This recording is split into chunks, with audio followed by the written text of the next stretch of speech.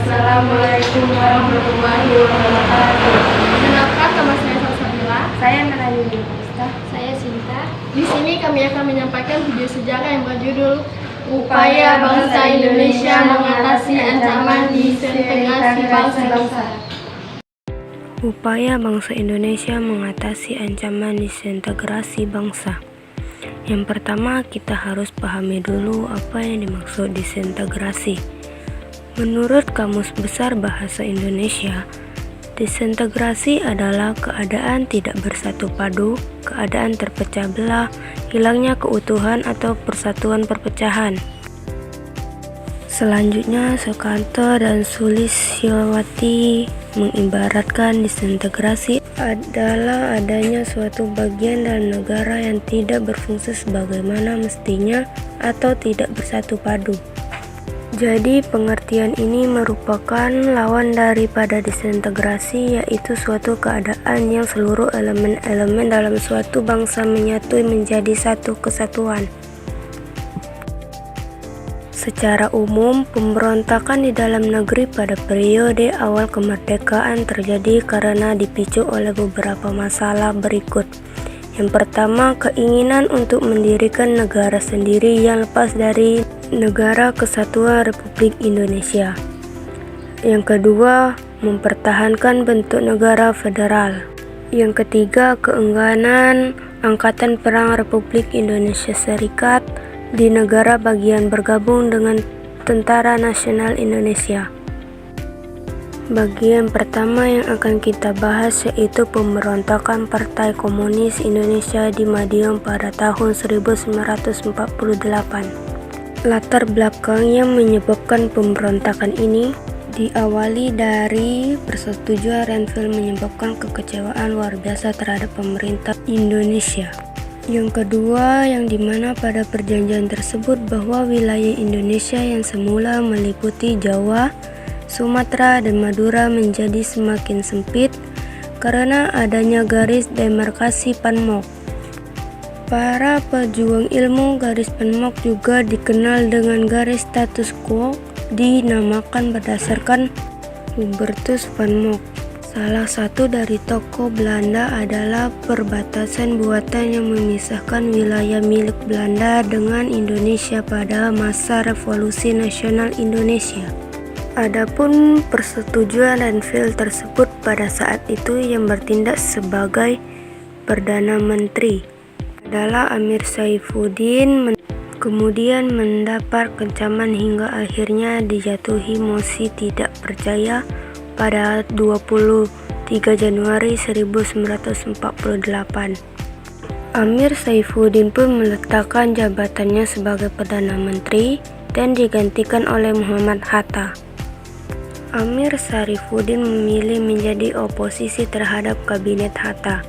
Ia kemudian mendirikan Front Demokrasi Rakyat. PDR merupakan organisasi massa gabungan dari PSI, Pesindo, Partai Buruh, SOPSI, Barisan Tani Indonesia, dan PKI. Kemudian Dr. Andes Muhammad Hatta meneruskan program organisasi dan realisasi yang sebelumnya dicanangkan oleh Kabinet Amir Saifuddin.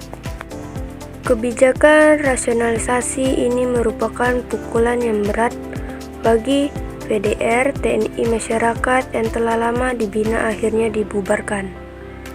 Tidak lama kemudian, pada tanggal 10 Agustus 1948, Musso kembali ke Indonesia dan segera menyusun konsep Jalan Baru Musso. Ada 3 gagasan utama yang dikemukakan Musso, yaitu sebagai berikut. Membentuk Front Nasional untuk menghimpun kekuatan komunis dan non-komunis di bawah pimpinan PKI. Mengubah PKI menjadi partai tunggal Marxis-Leninis. Menyesuaikan perjuangan PKI dengan garis perjuangan komunis internasional Komintern.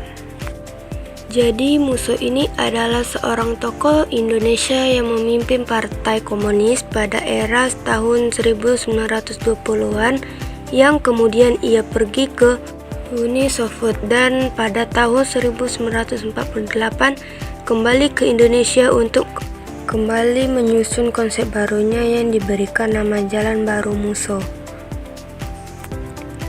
Pada tanggal 1 September 1948, diumumkan pembentukan Politbiro PKI yang langsung dipimpin oleh Musso. Amir Sarifuddin ditempatkan di Sekretariat Pertahanan. Jalannya pemberontakan PKI pada tahun 1948 yang dipimpin oleh Musso dan Amir Sarifuddin. Jadi pada tanggal 13-16 September 1948, kekacauan yang diakibatkan oleh provokasi PKI ini mencapai puncaknya. Diawali dengan terjadinya bentrokan antara TNI dan sekelompok orang bersenjata di Solo. Pada peristiwa ini, Dr. Muwardi, pimpinan Barisan Banteng yang anti VDR, diculik kemudian dibunuh. PKI dan VDR menggerakkan pemogokan secara besar-besaran di salah satu pabrik di Delangu sebagai upaya memberontak.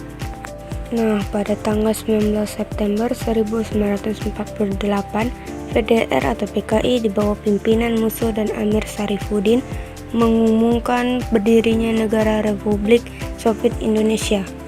Kota Madiun dijadikan sebagai ibu kota pemerintahan Negara Republik Soviet Indonesia. Dalam waktu singkat, PKI berhasil menguasai beberapa kota di Jawa Timur dan Jawa Tengah, seperti Sarangan, Ngawi, Ponorogo, Rembang, dan Purwodadi. Jadi dia mengumumkan berdirinya Negara Republik Soviet Indonesia, jadi ingin mendirikan negara di atas negara. Apa upaya kemudian dilakukan oleh pemerintah pada saat itu? Kita lihat pada tanggal 15 September 1948, yaitu untuk mengatasi berbagai gejolak akibat agitasi PKI dan VDR. Pemerintah mengangkat Kolonel Gatot Subroto menjadi gubernur militer daerah Surakarta. Dan pada 19 September 1948, Presiden Soekarno dalam pidato yang disiarkan melalui radio menyerukan kepada seluruh rakyat Indonesia untuk memilih Musso atau Soekarno-Hatta. Oleh karena Jenderal Sudirman dalam kondisi sakit, sehingga jabatan pemimpin operasi pengupasan diserahkan kepada Panglima MBKD, yaitu Kolonel Abdul Haris Nasution. TNI mengerahkan divisi cadangan dari Tentara Divisi Siliwangi. Dari arah timur Madiun, Gubernur Militer Jawa Timur Kolonel Sungkono mengerahkan sejumlah batalion untuk menyerbu. Dari arah barat Madiun, Gubernur Militer Jawa Tengah Kolonel Gatot Subroto memimpin penyerbuan. Hanya dalam waktu sehari, TNI berhasil memukul mundur kelompok PDR atau PKI. Pada 30 September 1948, PKI berhasil ditumpas dan kota Madiun berhasil dibebaskan dari kekuasaan pemberontak. Pada 31 Oktober 1948, di Semandang, Ponorogo, Jawa Timur, Musso tertembak mati dalam sebuah pengepungan yang dilakukan oleh TNI. Amir Sarifuddin serta beberapa orang lainnya tertangkap di daerah Purwodadi pada tanggal 29 November 1948. Dan berakhirlah pemberontakan PKI yang dipimpin oleh Musso dan Amir Sarifuddin pada tahun 1948. Bagian 2. Pemberontakan Darul Islam atau Tentara Islam Indonesia. 1. DI atau TII Jawa Barat. Penggagasnya berdirinya Negara Islam Indonesia atau NII adalah Sekar Maji Madrejan Kartosuwirjo, tokoh Partai Sarekat Islam Indonesia atau PSII. Kartosuwirjo menolak hasil persetujuan Renville. Ia bersama pasukan Hizbullah dan Sabiullah yang berjumlah sekitar 400.000 orang tetap memilih tinggal di wilayah Jawa Barat. Pada 25 Januari 1949, kontak senjata pertama kali terjadi dengan TNI. Terjadi ketika pasukan divisi Siliwangi kembali dari Jawa Tengah ke Jawa Barat. Di Jawa Barat kemudian terjadi perang segitiga antara Tentara Nasional Indonesia, Tentara Islam Indonesia, dan Tentara Belanda. Jadi para pejuang ilmu, kalau yang PDR tadi atau PKI pada tahun 1948 yang dimotori oleh Musso dan Syarifuddin ingin mendirikan negara Soviet Indonesia. Nah, beda halnya dengan DITII yang dibentuk oleh Kartosuwiryo. Ya, Kartosuwiryo ingin mendirikan negara Islam Indonesia. Kemudian negara bentukan Kartosuwiryo ini juga membuat sebuah naskah proklamasi tentang negara Islam Indonesia. Selanjutnya DITII bentukan Kartosuwiryo ini juga membuat mata uang sendiri. Pada 7 Agustus 1949, Kartosuwiryo menyatakan dengan resmi berdirinya negara Islam Indonesia. 1. Pemerintah RIS membentuk panitia yang bertugas menjalin komunikasi dengan Kartosuwiryo. 2. Wali Al-Fatah pada masa Kabinet Natsir membujuk Kartosuwiryo untuk berunding. Pasukan Siliwangi melakukan operasi militer Baratayuda dengan strategi pagar betis dan berhasil mendesak kelompok DI atau TII. Pada 4 Juni 1962, Kartosuwiryo berhasil ditangkap di Gunung Geber, Malaya, Jawa Barat oleh pasukan dari Batalion 328 Divisi Siliwangi. Kartosuwiryo kemudian dieksekusi mati di Kepulauan Seribu, Jakarta pada 5 September 1962. 2. DI atau TII Jawa Tengah. Pemberontakan DI atau TII Jawa Tengah dipimpin oleh Amir Patah, Komandan Laskar Hizbullah di Tulangan dan Mojokerto. Pemberontakan ini dilatar belakangi kekecewaan terhadap hasil persetujuan Renville yang memaksa TNI dan Laskar berjuang hijrah ke wilayah RI di Yogyakarta. Pada 23 Agustus 1949, Amir memproklamasikan berdirinya negara Islam Jawa Tengah sebagai bagian dari negara Islam pimpinan Kartosuwiryo. Bumiayu dijadikan sebagai basis pertahanannya. Pasukan Amir kemudian melakukan serangan terhadap pos-pos TNI yang mengakibatkan Komisaris Bambang Supeno gugur. Pada tahun 1950, TNI membentuk Gerakan Banteng Negara atau GBN di bawah komando Letnan Kolonel Sarbini, kemudian digantikan Letnan Kolonel Bahrun. Pada 22 Desember 1950, Amir Fatah pun berhasil ditangkap. 3. DII atau TII Aceh. Penurunan status Aceh dari daerah istimewa menjadi kepresidenan di bawah Sumatera Utara oleh pemerintah Indonesia. Daud Beuruh dan para pengikutnya, terutama anggota Persatuan Ulama Seluruh Aceh atau PUSA yang dipimpinnya, kecewa. Guna menghimpun dukungan rakyat, Daud mengorbankan sentimen agama Islam dan kedaerahan. Pada 21 September 1953, Daud Beuruh mengeluarkan maklumat bahwa Aceh merupakan bagian dari NII di bawah Kartosuwiryo. Dilaksanakan gerakan secara serentak untuk menguasai kota-kota di Aceh dan melakukan propaganda kepada rakyat Aceh untuk tidak mendukung pemerintahan Republik Indonesia. Guna mengamankan daerah Aceh, Komandan Daerah Militer atau KDMA Letnan Kolonel Semanjun menerapkan kebijakan konsepsi prinsipil bijaksana. Pada 5 dan 7 Juli 1957, Semanjun Gaharu mengadakan pertemuan dengan para tokoh di Desa Lamteh yang menghasilkan Ikrar Lamteh.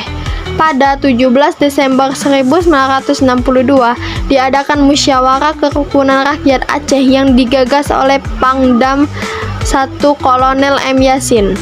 Secara bertahap, gerakan DI atau TII di Aceh akhirnya dapat diselesaikan dan situasi keamanan di Aceh pulih kembali.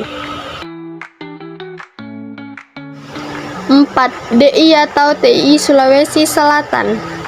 Pemerintahan RI menolak permintaan Kesatuan Gerilya Sulawesi Selatan atau KGSS agar para gerilyawan secara keseluruhan menjadi anggota TNI atau APRIS dan dijadikan divisi Brigjen Hasanuddin dengan Kahar Muzakar sebagai panglimanya. Pada 7 Agustus 1953, Kahar Muzakar menyatakan daerah Sulawesi Selatan menjadi bagian dari Darul Islam pimpinan Kartosuwirjo. Jalannya pemberontakan DI atau TII yang berlangsung di Sulawesi Selatan ini juga bertahan cukup lama. Pemberontakan baru berakhir setelah Kahar Muzakar tewas tertembak dalam operasi militer yang dilancarkan TNI pada 3 Februari 1965. Bagian 3. Pemberontakan Angkatan Perang Ratu Adil. Pemberontakan Angkatan Perang Ratu Adil (APRA) dipimpin oleh Raymond Westering. Sebagai besar anggota APRA adalah prajurit Kenil dan KL. Pemberontakan APRA didalangi oleh golongan kolonialis Belanda yang ingin mengamankan kepentingan ekonominya. Pemberontakan atau gerakan APRA diberi nama Ratu Adil karena ingin mendapatkan simpati dan dukungan dari rakyat. Pada 23 Januari 1950, Westering menggerakkan pasukan APRA berkekuatan lebih dari 500 orang untuk menyerang kota Bandung. Pasukan APRA berhasil menduduki markas staf divisi Siliwangi. Selain di Bandung, APRA merencanakan gerakan di Jakarta. Menurut rencana, gerakan APRA di Jakarta yang dibantu oleh Sultan Hamid II ini akan dilaksanakan pada 24 Januari 1950. Dilakukan operasi militer untuk menumpas gerakan APRA yang dilakukan oleh APRIS. Operasi militer ini mendapat dukungan penduduk Bandung sehingga dengan cepat mampu mengusir APRA di Bandung. Selanjutnya, operasi militer pun dilakukan di Jakarta dan berhasil menangkap Sultan Hamid II pada 4 April 1950. Kapten Raymond Westering berhasil melarikan diri dengan menggunakan pesawat Catalina ke luar negeri pada 22 Februari 1950. Bagian keempat yaitu pemberontakan Andi Aziz. Penolakan Andi Aziz terhadap masuknya pasukan APRIS atau TNI ke wilayah Sulawesi Selatan. Pasukan Andi Aziz menamakan diri pasukan bebas. Pemberontakan Andi Aziz sebenarnya tidak mendapat dukungan rakyat Sulawesi. Sebagian besar rakyat Sulawesi menyatakan keinginannya untuk kembali ke NKRI. Jalannya pemberontakan pada 5 April pukul 5 pagi. Andi Aziz beserta pasukannya yang dibantu oleh Koningen Krijgsleger, tentara kerajaan atau tentara Belanda, dan Kenil menyerang markas APRIS di Makassar. Mereka berhasil menguasai markas APRIS dan juga kota Makassar. Beberapa perwira ditawan, termasuk Letnan Kolonel Ajudan Jenderal Moko Ginta dan beberapa prajurit APRIS atau TNI menjadi korban. Upaya penumpasan pemberontakan oleh pemerintah Indonesia pada 8 April 1950, pemerintah pusat RIS kemudian mengeluarkan ultimatum. Isinya menginstruksikan Andi Aziz agar dalam waktu 2 kali 24 jam untuk datang melaporkan diri ke Jakarta guna mempertanggungjawabkan perbuatannya. Andi Aziz berangkat ke Jakarta pada 15 April setelah didesak oleh Presiden Nit Sukawati. Ia terlambat sampai di Jakarta. Ia ditangkap dan diadili sebagai pemberontak. Dalam menumpas sisa-sisa kelompok Andi Aziz, dikirimlah pasukan TNI pimpinan Mayor Victor Wong yang disusun dengan pasukan TNI pimpinan Kolonel Alexander Evert Kalilarang. Bagian 5. Pemberontakan Republik Maluku Selatan. Pemberontakan Republik Maluku Selatan RMS dipimpin oleh Dr. Christian Roberts Stephen Soumokil, mantan Jaksa Agung NIT. Pemberontakan ini merupakan gerakan separatis yang menolak integrasi dan ingin membentuk negara sendiri yang lepas, balik dari negara Indonesia Timur NIT maupun NKRI. Pada 25 April 1950, Soumokil memproklamasikan berdirinya RMS dan menetapkan Ambon sebagai ibu kota RMS. Rakyat yang mendukung Republik Indonesia ditangkap dan dipenjarakan. Pada 14 Juli 1950, Gerakan Operasi Militer GOM 3 yang dipimpin Kolonel Kewilarang dilaksanakan untuk menumpas RMS. Salah seorang prajurit TNI, Letnan Kolonel Slamet Riyadi, tewas dalam perjuangan merebut benteng New Victoria. Pada 28 September 1950, pasukan APRIS berhasil menguasai kembali kota Ambon dan situasi kembali kondusif. Bagian 6. Pemberontakan PRRI atau Permesta. 1. Latar belakang. Pergolakan yang muncul di Sumatera dan Sulawesi dipicu oleh ketidakpuasan terhadap alokasi dana pembangunan yang diterima dari pemerintah pusat. Mereka menempuh jalan non-parlemen dengan membentuk dewan-dewan daerah. Isinya adalah berikut ini.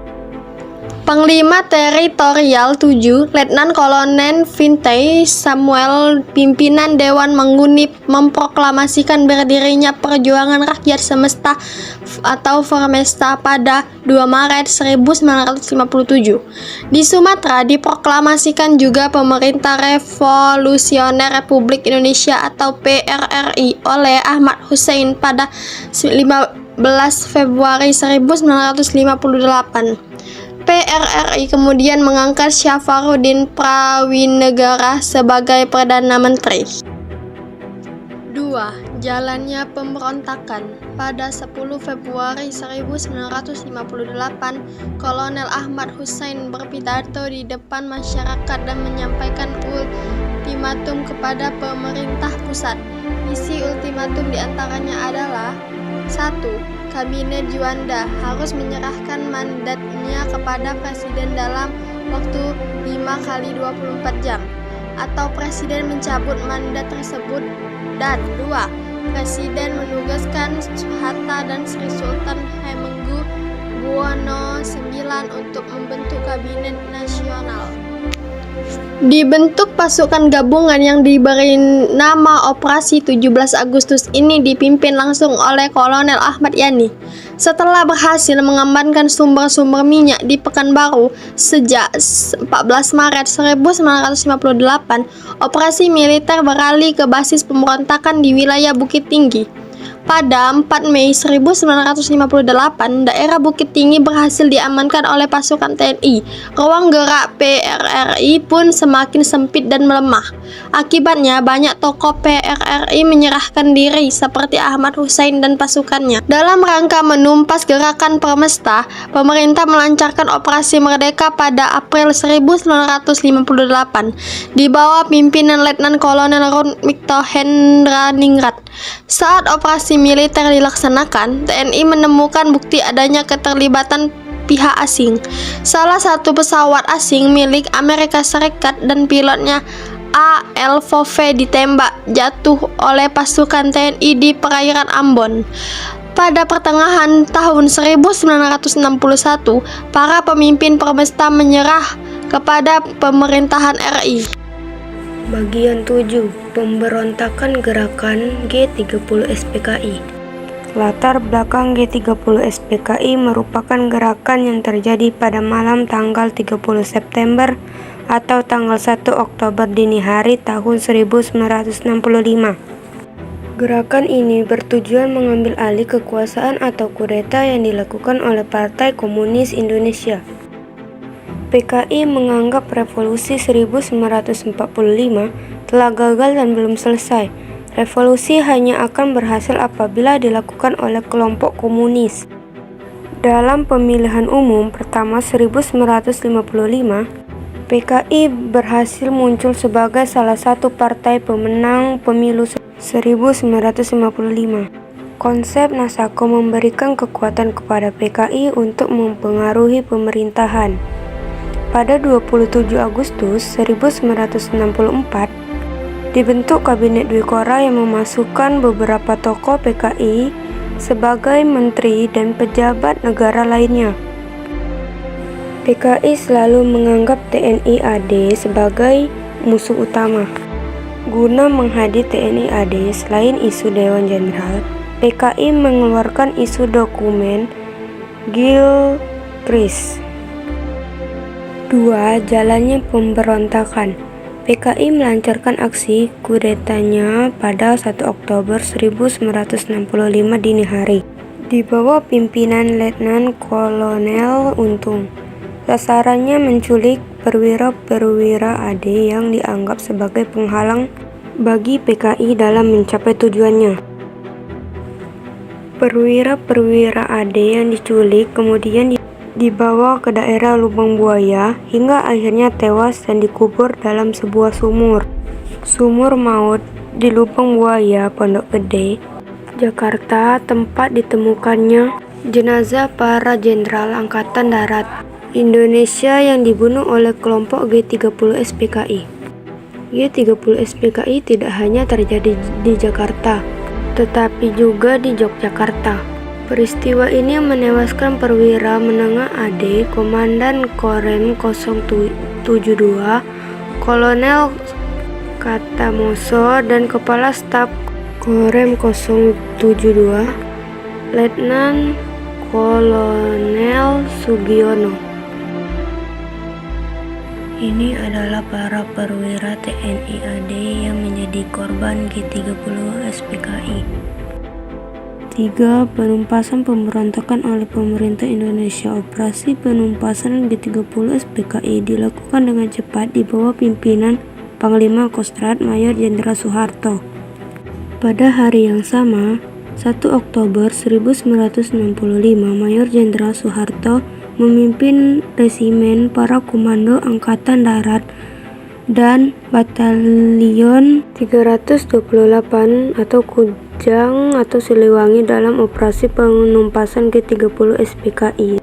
Pada 9 Oktober 1965, Kolonel Latif, salah satu tokoh G30 SPKI, berhasil ditangkap di Jakarta. Pada 11 Oktober 1965, Letnan Kolonel Untung pun berhasil ditangkap di daerah Tegal, Jawa Tengah. Pemberontakan PKI 30 September 1965 membuat kekuasaan Presiden Soekarno luntur. Pada 23 Februari 1967, Presiden Soekarno sebagai Panglima tertinggi Angkatan Bersenjata Republik Indonesia menyerahkan kekuasaan pemerintahan kepada Jenderal Soeharto, pemegang ketetapan MPRS nomor 9 atau MPRS 1966.